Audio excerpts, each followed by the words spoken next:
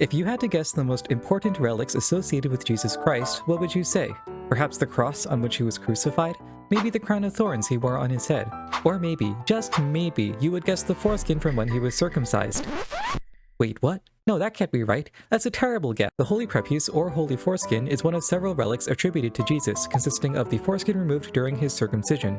I know, I couldn't believe it either. Not only is Jesus' foreskin in the Bible, it's apparently important enough that having the holy foreskin was considered a great honor, to the point where many different towns claimed to have it, at the same time. The first known sighting of the foreskin was in the year 800, which is notably 799 years after Christ was born. Initially I was suspicious, but apparently its authenticity was confirmed by a vision of Saint Bridget of Sweden, so I guess that's alright then. Apparently the Byzantine Empress Irene gave it to Charlemagne, who later re-gifted it to Pope Leo III. Cringe. It's not like he was waiting on a paycheck, this is the king of the Franks we're talking about. That's probably also why he lied and said an angel brought it to him in a vision. That's a more interesting story than the Byzantine queen had a crush on me and gave me this weird piece of leather. According to the Descriptio Lateranensis Ecclesiae, Leo III put the foreskin in a fancy cross, then the cross in a casket, then the casket in a cypress chest, and finally the chest under the altar in the chapel of St. Lawrence. You know, as he would any beloved gift from a friend.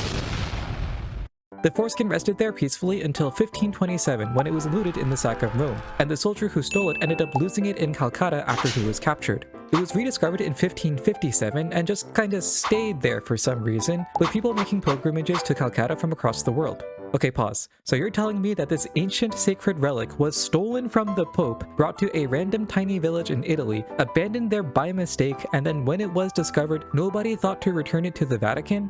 That doesn't sound right to me. I'm not saying the story is made up, but if I were the mayor of a small village in Italy who really wanted to drive tourism revenue, that sounds like the kind of story I would make up. And sure enough, in 1856, a different holy foreskin was discovered by the Charroux Abbey, which they claimed they received from Charlemagne. This caused quite a stir in the Jesus fandom, and Calcutta and the Charroux Abbey feuded for decades afterwards. But the Charroux Abbey story doesn't add up either, because according to the DLE, Charlemagne gave the foreskin to Pope Leo, so how the hell could he have given it to the Abbey? Unless Charlemagne has multiple holy foreskins in his collection, somebody must be lying, and so the Catholic Church decided to conduct an investigation. And by conduct an investigation, I mean ban anyone from talking about holy foreskins on pain of excommunication, much like frustrated parents trying to stop their kids from fighting.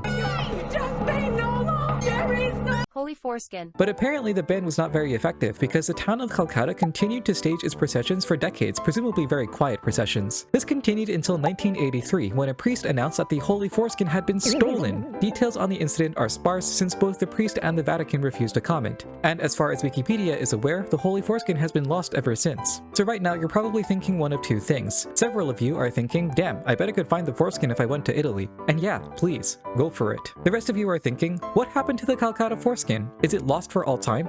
Well, in my hilariously underinformed opinion, I think it was never real in the first place. Apparently the Calcutta foreskin is substantiated only by local legend, and it's a legend that made the town a lot of money. People came from all over the place to see the foreskin, and motivating them too was a 10-year indulgence offered by the Catholic Church. What's a 10-year indulgence? I don't really know, but 10 years is a long time. My theory is that 500 years ago, the town of Calcutta made up the story to drive tourism and became the envy of small towns all over Italy. Then, after 300 years, a new foreskin was discovered, and that put the Calcuttans in a bind. Suddenly, their whole tradition and source of income was in jeopardy. If the Abbey could prove that the new foreskin was real, nobody would have any reason to come to Calcutta anymore. The Catholic Church was probably also complicit in the ruse, and they must have realized that they would be in trouble if news broke out. So they banned all discussion of the foreskin so that nobody could put together the whole story. Still, 300 years of tradition is hard to uproot, so the Calcuttans continued to celebrate the foreskin for decades after the ban, and the church couldn't do anything about it because nobody was technically speaking. And so, in 1983, a local priest decided to end the whole shindig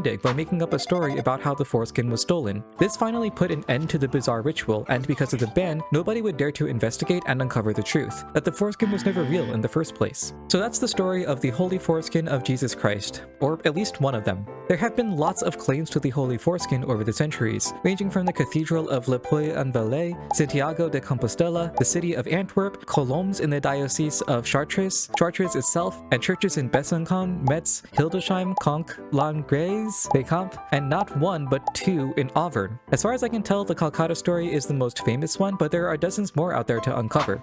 And maybe, just maybe, somewhere out there, the real holy foreskin is waiting. Anyway, considering I just made a whole video on it, I am most likely excommunicated from the Catholic Church, with the status of Vitandis, which is the worst one. I'm not Christian, so I don't care that much, but I am going to make it my new Steam username. Thanks so much for watching, like and subscribe for more.